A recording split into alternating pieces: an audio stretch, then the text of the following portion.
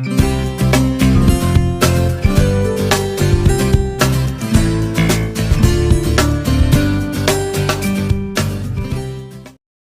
اللہ الرحمن الرحیم۔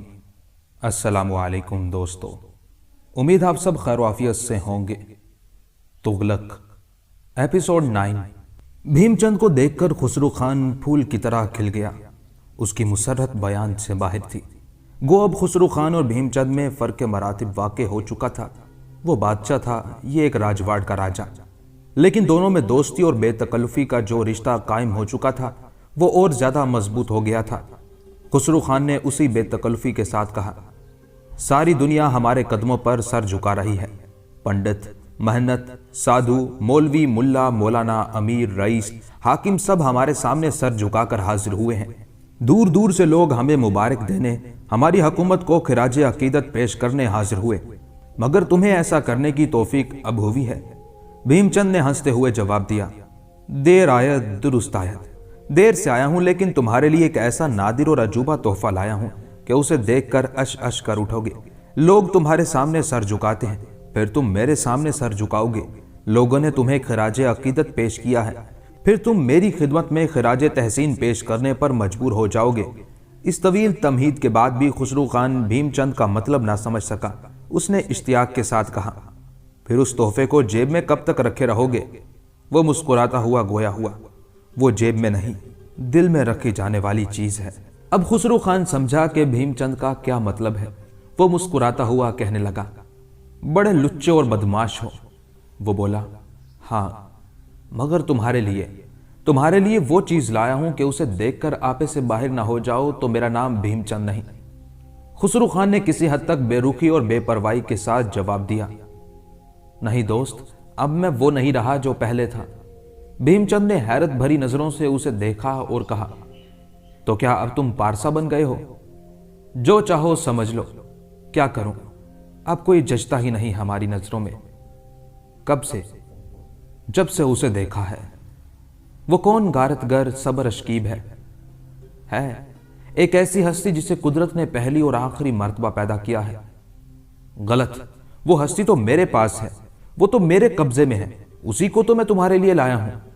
خسرو خان کی خاموشی دیکھ کر پہلے سے زیادہ جوش و خروش کے ساتھ بھیم چند نے کہا، اسے قدرت نے خود اپنے ہاتھ سے بنایا ہے، دست قدرت کی بنائی تصویر ہے وہ۔ تم اسے ایک نظر دیکھ لو، پھر تصدیق کرنے پر مجبور ہو جاؤ۔ خسرو خان کی نظر میں شیامہ کے سوا اب کسی عورت کا جچنا محال تھا، لیکن بھیم چند کی یہ باتیں سن کر اس کی ہوس اور عیاشی پھر جاگ اٹھی۔ اس نے سوچا، دیکھ لینا چاہیے، دیکھ لینے میں کیا حرج ہے۔ اس نے کہا، بے شک تم جس کی تعریف کر رہے ہو وہ خوبصورت ہوگی، لیکن شیامہ سے بڑھ کر نہیں ہوگی۔ غلط، شیامہ ضرور خوبصورت ہوگی، مگر سرلا سے زیادہ نہیں ہو سکتی۔ تم نے شیامہ کو نہیں دیکھا ہے، اس لیے کہہ رہے ہو۔ تم سرلا کو دیکھ لو گے تو یہ نہیں کہو گے۔ پھر اس نے خسرو خان کا ہاتھ پکڑ کر اسے اٹھاتے ہوئے کہا، آؤ قیامت دکھا دے تمہیں۔ خسرو خان مزاحمت نہ کر سکا، کرنا چاہتا ہی نہیں تھا۔ خود اس کے دل میں تڑپ پیدا ہو چکی تھی سرلا کو دیکھنے کی۔ بہت جلد وہ مکان آ گیا جہاں پورے جاہو تجمل کے ساتھ اپنے عملہ اور سٹاف کی میت میں وہ مقیم تھا۔ وہ اسے لے کر اپنے خاص کمرے میں گیا، تالی بجائی، فوراً ایک خادم حاضر ہوا۔ اس سے کہا، سرلا دیوی کو حاضر کرو ابھی۔ ذرا دیر کے بعد سرلا دیوی حاضر ہوئی۔ واقعی قیامت کا حسن تھا، بڑی بڑی آنکھیں، ستواں ناک، متناسب اعضاء، گورا رنگ، آواز میں سحر، انداز و ادا میں جادو، ہر ادا دل فریب، ہر انداز جان لیوا۔ اگر کہیں خسرو نے شیامہ کو نہ دیکھ لیا ہوتا تو واقعی وہ ہزار جان سے اس پر فریفتہ ہو جاتا، لیکن اتنی خوبصورت ہونے کے باوجود شیامہ کی ٹکر کی نہ تھی۔ وہ شیامہ کے لیے اسے چھوڑ سکتا تھا، اس کے لیے شیامہ سے دستبردار نہیں ہو سکتا تھا۔ سرلا ایک بت کی طرح خاموش بیٹھی تجلیاں بکھیر رہی تھی۔ بھیم چند نے اس سے کہا، یہ ہیں شہنشاہ خسرو خان، سلطنت ہند کے مالک۔ ہم تمہیں اس لیے لائے ہیں کہ تم ان کی خدمت کرو اور ان کی خدمت میں رہ کر ان کا دل خوش کرو۔ وہ ناز و آناز سے اٹھلاتی ہوئی بولی، زہے قسمت، باندی کے لیے اس سے بڑھ کر فخر کی کیا بات ہو سکتی ہے۔ خسرو خان نے دیکھا بات بڑھتی جا رہی ہے، نتیجہ نہ جانے کیا نکلے۔ اس نے کہا، سرلا دیوی، آپ سے مل کر طبیعت بہت خوش ہوئی۔ واقعی جیسا آپ کو سنا تھا اس سے کہیں زیادہ پایا۔ آپ کا حسن حسن نہیں کچھ اور چیز ہے، قیامت۔ یہ کہہ کر وہ اٹھ کھڑا ہوا اور کہنے لگا، اور ابھی تو آپ یہاں ہیں، اکثر ملنا ہوتا رہے گا۔ پھر اس نے بھیم چند سے کہا، دربار کا وقت ہو گیا ہے، اب ہمیں رخصت ہونا چاہیے، لیکن دربار میں تمہیں بھی شرکت کرنی چاہیے، آؤ چلو۔ سرلا رخصت ہو گئی۔ بھیم چند خسرو خان کے شاہی کوشک کی طرف بڑھا۔ راستے میں اس نے کہا، مان گئے ہم، معلوم ہوتا ہے سرلا کچھ پسند نہیں آئی تمہیں۔ خسرو خان نے مسکراتے ہوئے کہا، میرے دوست تمہارا خیال صحیح ہے، مگر میرے لیے شیامہ سب کچھ ہے۔ تم مسکرا رہے ہو اس لیے کہ تم نے اسے دیکھا نہیں ہے، تم نے اس کی جلوہ آرائیوں کا مشاہدہ نہیں کیا ہے۔ آج اسے دیکھ لو گے، آج تمہارے اعزاز میں جو جشن طرب منعقد ہو رہا ہے اس میں وہ بھی شریک ہوگی۔ ہیرا چند نے ابھی تک اپنا وعدہ پورا نہیں کیا تھا، یعنی شیامہ کو خسرو خان کی مہارانی بنانے میں کامیاب نہیں ہوا تھا۔ طفل تسلیوں کا سلسلہ جاری تھا، وعدے قائم تھے، سعی و کوشش کا اظہار برابر ہوتا رہتا تھا۔ لیکن جب خسرو خان نے اس سے کہا، ہمارا پرانا اور جگری دوست بھیم چند بھیکم پور کا راجہ آیا ہے، اس کے اعزاز میں آج ہم ایک جشن مسرت ترتیب دے رہے ہیں، اس موقع پر تم سب کو یعنی شیامہ کو بھی آنا چاہیے۔ ہیرا چند کو اس دعوت کے قبول کرنے میں تامل تھا، اس لیے کہ اسے اندیشہ تھا کہ شیامہ دعوت میں شریک ہونے سے انکار کر دے گی۔ پھر بھی وہ انکار نہ کر سکا۔ اس نے پوری مستعدی آمادگی اور جوش مسرت کے ساتھ کہا، بصر و چشم۔ یہ وعدہ کرتے ہوئے اس کا دل دھڑک رہا تھا، لیکن اسے یقین تھا کہ اس معمولی سی بات پر وہ اسے رضامند کر لے گا۔ اب وہ اتنی ضدی بھی نہیں کہ اس کی ایک معمولی سی بات ٹھکرا دے۔ ہیرا چند کا یہ خیال صحیح ثابت ہوا۔ شیامہ نے پہلے تو دعوت میں شرکت کرنے سے صاف انکار کر دیا، جب اس نے نشیب و فراز سمجھائے تو مان گئی۔ ضد کی ہے اور بات مگر خوب بری نہیں۔ دعوت ہوئی اور بڑے تزک و احتشام اور دھوم دھام سے ہوئی۔ کسر ہزار ستون میں اس سے پہلے ہزاروں دعوتیں ہو چکی تھی۔ یہ دعوتیں وقت کے بادشاہوں، شہنشاہوں، راجوں، مہاراجوں سب کی تھی اور ان پر کافی روپیہ خرچ کیا جاتا رہا تھا۔ لیکن خسرو خان نے جس دریا دلی سے اس دعوت پر دولت خطیر خرچ کی تھی، اس کی مثال مشکل سے ملے گی۔ بھیم چند، سرلا، گوپال، خسرو خان، ہیرا چند، رادھا اور شیامہ ایک صف میں تھے۔ دوسرے درباری اور امراء، عمال و حکام اور منصبدار اپنے اپنے رتبے کے مطابق دوسری صفوں میں تھے۔ کھانا ہر قسم کا تھا، ہندوانہ اور اسلامی بھی، کیونکہ خسرو خان دراصل ہندو ہونے کے باوجود اب تک بظاہر مسلمان ہی بنا ہوا تھا۔ دعوت کے دوران میں بات چیت کا سلسلہ جاری رہا۔ خسرو خان اور بھیم چند باتیں کرتے رہے، رادھا اور سرلا میں باتیں ہوتی رہیں، ہیرا چند اور گوپال مصروف گفتگو رہے۔ یہ باتیں ہر موضوع پر تھی، مگر شیامہ گو شریک مجلس تھی لیکن سب سے الگ تھلگ۔ اس کا چہرہ جذبات سے خالی تھا، وہ سنجیدگی اور وقار کا پیکر بنی بیٹھی تھی۔ خسرو خان نے کئی مرتبہ اسے مخاطب کیا، لیکن ڈرتے ڈرتے دھڑکا لگا ہوا تھا، کہیں یہ منہ پھٹ لڑکی کوئی ایسی ویسی بات کہہ کے بادشاہت کا بھرم نہ کھول دے۔ شیامہ نے اس کی ہر بات کا جواب بھی دیا، لیکن بہت مختصر، جتنی بات پوچھی بس اتنی ہی بات کا جواب۔ بھیم چند اور سرلا نے بھی اسے مخاطب کرنے کی کوشش کی، لیکن ان دونوں کو وہ زیادہ خاطر میں نہیں لائی۔ کوئی بات پوچھی تو غیر متعلق سا جواب دے دیا، پھر خاموشی۔ بھیم چند ایک نظر باز، معاملہ فہم اور دور اندیش شخص تھا۔ وہ اڑتی چڑیا پہچان لیتا تھا۔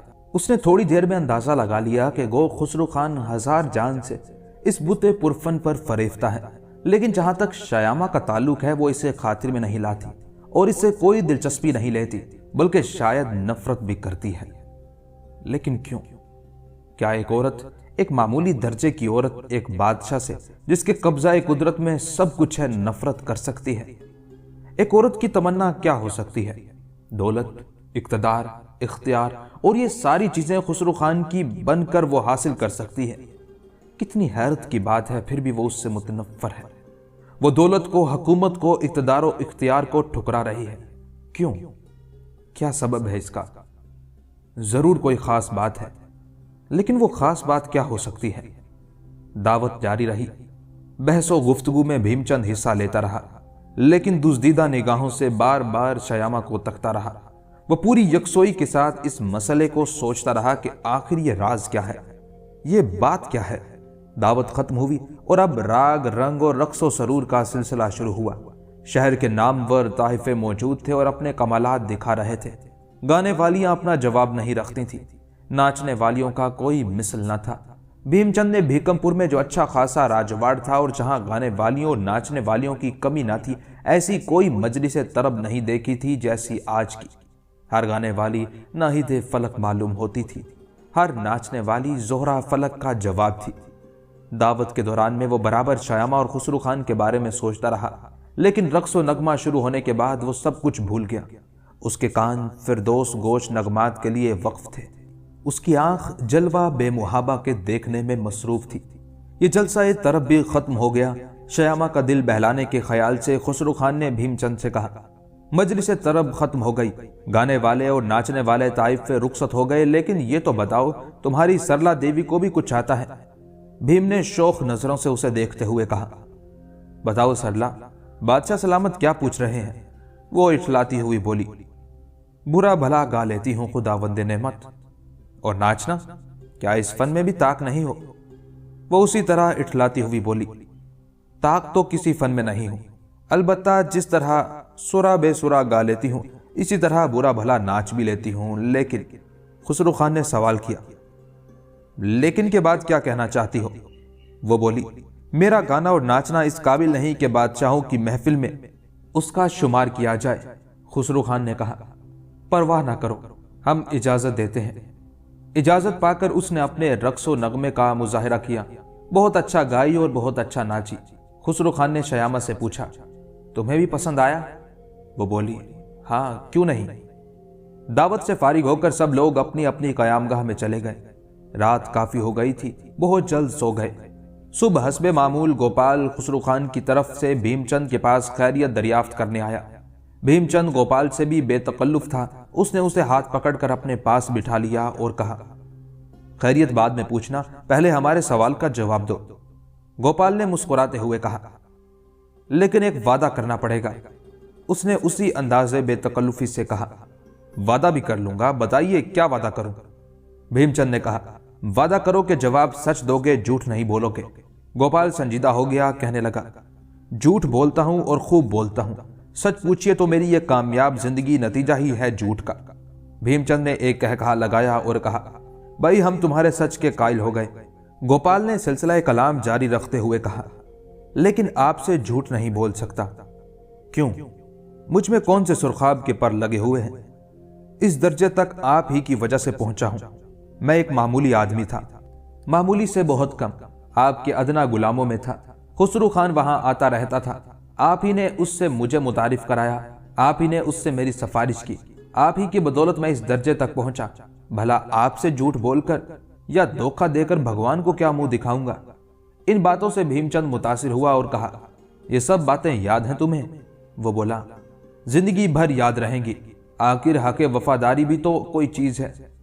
भीमचंद ने तहसीन आमेज नजरों से उसे देखते हुए कहा, तुम्हारे इन ख्यालात ने हमारे दिल में तुम्हारी मोहब्बत पैदा कर दी।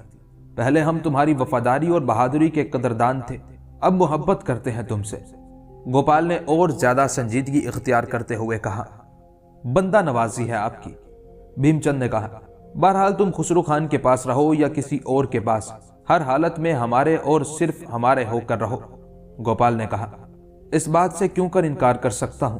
कभी कोई मौका आए तो आजमा कर देख लीजिए। वो मौका तो आ गया है गोपाल, तो आजमा लीजिए इस गुलाम को। बताओ खुसरू खान और श्यामा का क्या मामला है? वो कहता है मेरी शादी बहुत जल्द होने वाली है और मैं ऐसा महसूस करता हूं जैसे वो उससे नफरत करती है। आपका ख्याल बिल्कुल दुरुस्त है। क्या सच? जी हाँ, खुसरू खान जैसे शख्स को श्यामा जैसी औरत कभी खुशी से कबूल नहीं कर सकती। हाँ, जबर और जबर की बात ही और है। तो क्या वो जबर और जबर से काम लेकर शादी कर रहा है? बेशक यही बात है। तो क्या इन दोनों की शादी हो जाएगी? गालबन हो जाएगी, अगरचे श्यामा साफ इनकार कर चुकी है। क्या श्यामा साफ इनकार कर चुकी है? जी हाँ, वो खुसरू खान के मुंह पर कह चुकी है कि मैं तुमसे नफरत करती हूं। मेरी नजर में तुम्हारी वुक्कत दो कोड़ी की भी नहीं। तुम आदमी नहीं हैवान हो। तुम्हारे राजमहल में रानियों की खेब मौजूद है। उनसे खेलो, उनसे जी बहलाओ, उनका दिल तोड़ो। मैं इसके लिए तैयार नहीं हूं। सच? गोपाल सच? जी मेरे आका, एक एक हर्फ सच। तो वो उससे नफरत करती है। गोपाल, तुम्हें एक राज की बात बताता हूं। मैं उससे मोहब्बत करने लगा हूं। जब से उसे देखा है करार और सब्र की दौलत खो चुका हूं। वाकई वो हुस्न नहीं, नाम खुदा और ही कुछ है। मैं उसके बगैर जिंदा नहीं रह सकता। ऐसा नहीं हो सकता कि मैं उसे हासिल कर लूं।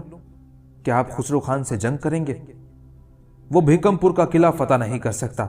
वो भीमचंद से लड़ाई मोल लेकर अपने लिए मुसीबतें नहीं पैदा कर सकता। लेकिन आप श्यामा को जीत लेंगे। क्यों नहीं? क्या इसमें शुबा है कुछ? बहुत ज्यादा। ये किस लिए है? क्या मैं जवान नहीं हूं, खूबसूरत नहीं हूं, एक रियासत का मालिक नहीं हूं, निडर और बहादुर नहीं हूं? खुसरो खान ने अब तक कोई मैदान सर नहीं किया है। क्या मैंने लड़ाइयां नहीं जीती हैं? खुसरो खान एक मामूली आदमी था मगर बादशाह बन गया। मगर राजपाट मेरे खून में है, मेरी रगों में है, मेरे गोश्त पोस्ट में है। बाप दादा के वक्त से हुकूमत मेरे खानदान में चली आ रही है। श्यामा अगर खुसरो खान से नफरत करती है तो करनी ही चाहिए, लेकिन मुझसे नफरत नहीं कर सकती। शायद एक बात आपको नहीं मालूम। वो कौन सी बात है? वो एक मुसलमान से मोहब्बत करती है, हसामुद्दीन से। ये कौन शख्स है? तुगलक का दोस्त, दिल्ली का एक मुअज्जिज शहरी, बहादुर जयाला। वो गिरफ्तार करके हीराचंद के मकान में कैद किया गया था। वहीं दोनों में मोहब्बत के पींग बढ़े। इस श्यामा ने एक रोज मौका पाकर उसे रिहा कर दिया। वो फरार होकर तुगलक से जाकर मिल गया और अब दिल्ली पर चढ़ाई की तैयारियां कर रहा होगा। क्या तुम्हारा ख्याल है वाकई श्यामा हसामुद्दीन से मोहब्बत करती है? मेरे सामने उसने इकरार किया। तुमसे इकरार किया? तुम उसके राजदार हो? नहीं, मुझसे तो वो बात भी नहीं करती। खुसरो खान से उसने इकरार किया। खुसरो खान से उसने कहा, मैं तुमसे नहीं, हसामुद्दीन से मोहब्बत करती हूं। गोपाल की ये बातें सुनकर भीमचंद कुछ देर तक साकित और सामित बैठा रहा। वो किसी गहरी फिक्र में मुस्तगरिक था। चेहरे का उतार चढ़ाव बता रहा था कोई बहुत ही अहम मसला जेरे गौर है। फिर दफातन उसने सर उठाया और कहा, गोपाल। उसने अदब और शाइस्तगी के साथ जवाब दिया, इरशाद। भीमचंद ने कहा, कान खोल कर एक बात सुन लो, श्यामा हसामुद्दीन से मोहब्बत नहीं करेगी। गोपाल ये सुनकर चौंक पड़ा। उसने कहा, किस तरह यकीन कर लूं? वो बोला, तुम्हें यकीन करना पड़ेगा। मैं सच कहता हूं, वो हसामुद्दीन से मोहब्बत नहीं करती। एक हिंदू लड़की एक मुसलमान को दिल नहीं दे सकती। असल बात जो है वो तुम नहीं जानते। तुम्हारा दिमाग वहां तक पहुंच ही नहीं सका। हो सकता है कोई ऐसी बात हो। हां, ऐसी ही बात है। मगर क्या तुम सुनना चाहते हो? जरूर, जरूर सुनना चाहता हूं, इश्तियाक के साथ। बात यह है कि वो खुसरो खान से नफरत करती है। कहो हां। जी बेशक, बिल्कुल सही है ये। खुसरो खान जबरो जबर से निकाह में लाकर उससे शादी करना चाहता है। मान लो ये भी सच है। वो खुसरो खान के जबरो जबर का मुकाबला नहीं कर सकती। इससे तुम इनकार नहीं कर सकते। कर सकते हो? हरगिज नहीं। खुसरो खान से उसे शदीद नफरत है। उसने हसामुद्दीन को आला कार बनाया खुसरो खान से बचने के लिए। वो एक मुसलमान की मदद लेने को तैयार हो गई। उसके जरिए खुसरो खान से निजात पाने की तदबीरें करने लगी। हो सकता है आपका ख्याल सही हो। बिल्कुल सही ख्याल है हमारा। लेकिन अगर उसे खुसरो खान से अच्छा कोई भी हिंदू मिले तो वो हसामुद्दीन का नाम बिना लेगी। याद रखो, भीमचंद के मुकाबले में वो हसामुद्दीन को तरजीह नहीं दे सकती। आपकी बात जी को लगती तो है। अगर लगती है तो हमारा काम तुम्हें करना पड़ेगा। वो किस तरह? हमारे पैगंबर बनकर तुम उसके पास जाओगे?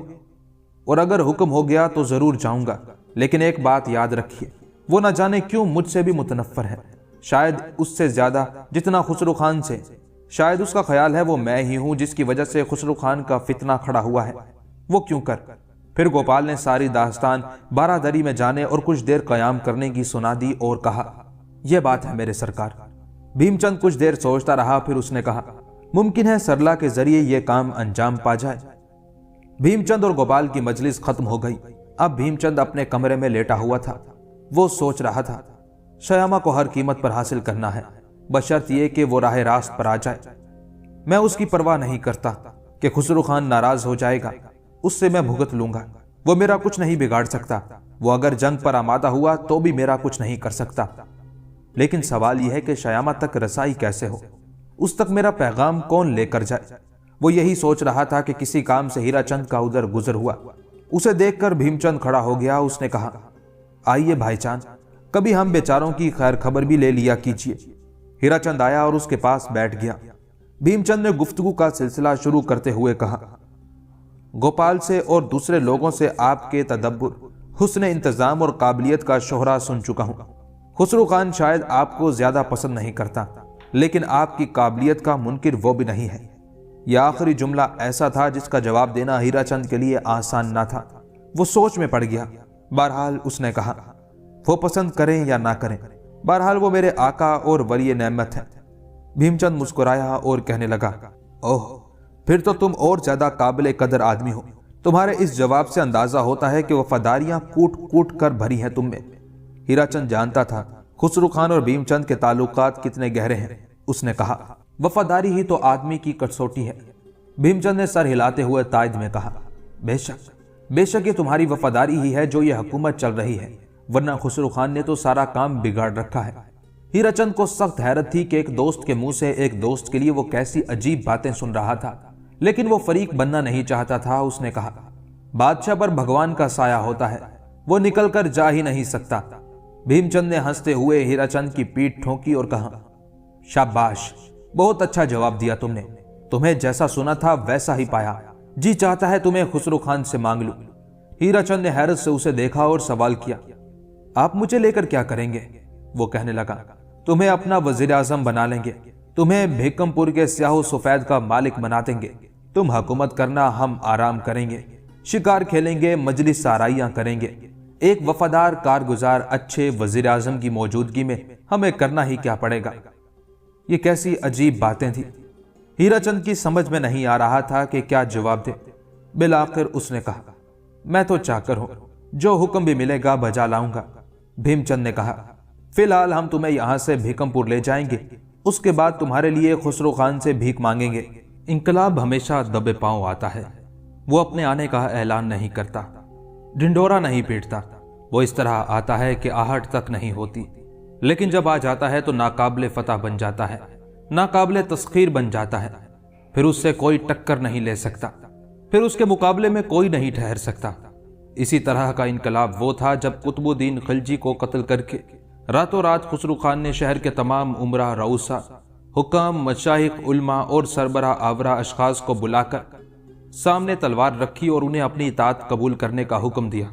اور پھر کس میں مجال تھی کہ چون چراں کرتا؟ سب نے غیر مشروط طور پر توان و کرہن اطاعت کا عہد کر لیا۔ اور صبح کو جب دلی کے لوگ جاگے تو انہیں معلوم ہوا کہ قطب الدین قتل ہو گیا اور اب ان کا بادشاہ خسرو خان ہے۔ اور دوسرا انقلاب وہ تھا جس سے خسرو خان کو دوچار ہونا پڑا۔ دفتن ایک دن محفل عیش و نشاط اور رقص و طرب اور نغمہ و سرور میں یہ خبر اس کے کان تک پہنچی کہ تغلق اپنی فوج لے کر دہلی کی طرف بڑھ رہا ہے۔ تخت حکومت پر قبضہ کرنے کے بعد خسرو خان مطمئن ہو گیا کہ اب اس کے راستے کے سارے کانٹے ہٹ گئے ہیں، اب اس کا حریف اور مد مقابل کوئی نہیں ہے۔ تغلق سے وہ خائف ضرور تھا لیکن اپنی جگہ مطمئن بھی تھا۔ وہ جانتا تھا تغلق اس کا کچھ نہیں بگاڑ سکتا، اس کے پاس معمولی فوج ہے۔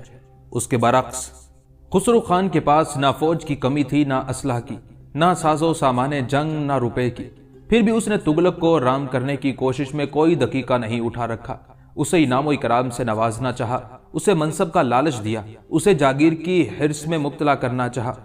اس کے اکلوتے اور چہیتے لڑکے کو اپنے پاس نظر بند کر لیا، مگر وہ حریف چیرا دست قابو میں نہ آیا۔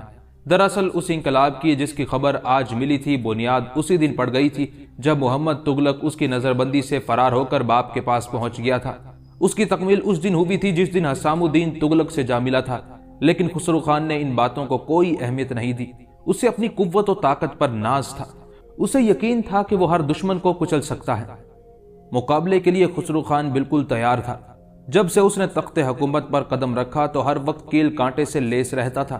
جیسے ہی اسے اطلاع ملی کہ کشلو خان، جونا خان اور حسام الدین اپنی فوج لے کر اتحاد و اتفاق کے ساتھ دہلی فتح کرنے اور اس سے تخت حکومت چھیننے کے لیے بڑھ رہے ہیں، اس نے فوراً اپنے ماموں کی سرکردگی میں ایک فوج گراں مقابلے کے لیے بھیج دی اور مطمئن ہو گیا۔ اسے کامل یقین تھا کہ یہ لشکر گراں چند روز میں تغلق اور کشلو خان کے آدمیوں کو تتر بتر کر دے گا اور ان کے سرداروں کا کٹا ہوا سر لا کر اس کی خدمت میں پیش کر دے گا۔ لیکن اچھا نہیں ہوا۔ خسرو خان کا یہ لشکر جو بڑی دھوم دھام کے ساتھ تغلق کو شکست دینے کے لیے نکلا تھا، بہت جلد چند ہی روز کے اندر شکست فاش کھا کر واپس آ گیا۔ واپس کہاں آیا، چند آدمی جو آئے انہوں نے خبر دی کہ پوری فوج کا صفایا ہو گیا۔ سارا مال و متاع چھین لیا گیا۔ اب تغلق کی فوج اور زیادہ مضبوط و مستحکم ہو کر آگے بڑھ رہی ہے۔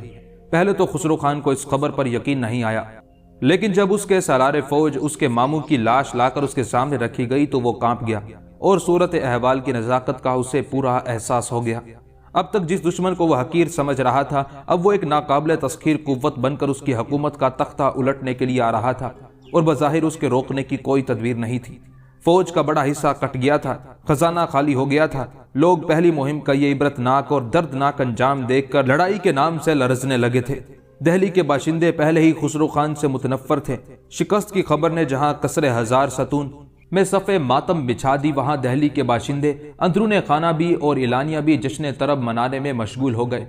خسرو خان سخت حواس باختہ تھا کہ اب کیا کرے، اس مشکل اور مصیبت سے کس طرح نجات حاصل کرے۔ آخر اس نے جبری بھرتی کا اعلان کر دیا۔ اس نے ہر شخص پر جنگی ٹیکس عائد کر دیا۔ لوگوں کے گھروں کے برتن، ان کی عورتوں کے زیور، عام اور روزانہ استعمال کی چیزیں زبردستی چھینی جانے لگی اور مصارف جنگ میں صرف کی جانے لگی۔ سیٹھ اور ساہوکار، بنیے اور بقال، جنہوں نے مسلمانوں کے عہد حکومت میں 20 جنگیں دیکھی تھیں مگر کبھی لوٹے نہیں گئے تھے، اب ہدف ستم بنائے جا رہے تھے۔ ان پر ایک رقم متعین کر دی جاتی تھی جس کی فوراً ادائیگی کا حکم دیا جاتا۔ اگر تعمیل حکم میں ذرا بھی تاخیر ہوتی تھی تو فوراً تالے توڑ دیے جاتے تھے، اور جو کچھ ساز و سامان ملتا تھا وہ بحق سرکار ضبط کر لیا جاتا تھا اور اسے بھی جنگ کی مد میں صرف کر دیا جاتا تھا۔ اس طرح کے ظالمانہ اور سفاکانہ طرز عمل سے اہل شہر چیخ اٹھے، لیکن کسی نے ان کی فریاد نہ سنی۔ وہ چیختے رہے اور چلاتے رہے، اور خسرو خان اپنی نئی فوج کو منظم کرتا رہا۔